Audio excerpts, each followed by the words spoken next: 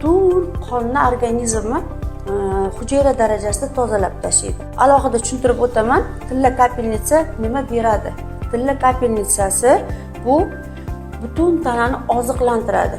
Kerakli mikroelementlar bilan to'yintiradi. Bosh miya faoliyati, buqoq bezlari, endokrin sistemalarni ishga soladi.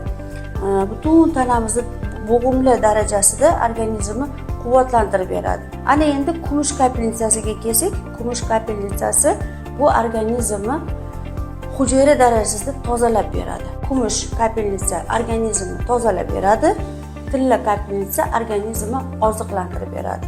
Kumush kapelnitsasi 650 xil bakteriyani o'ldiradi, qondagi parazitlarni o'ldiradi, butun tanamizdagi patogen bakteriyalarni butun to'qimalardan, organlardan, hujayralarimizdan tozalab beradi. Tilla va kumush kapelnitsasi bu kolloidlangan tilla va kumush.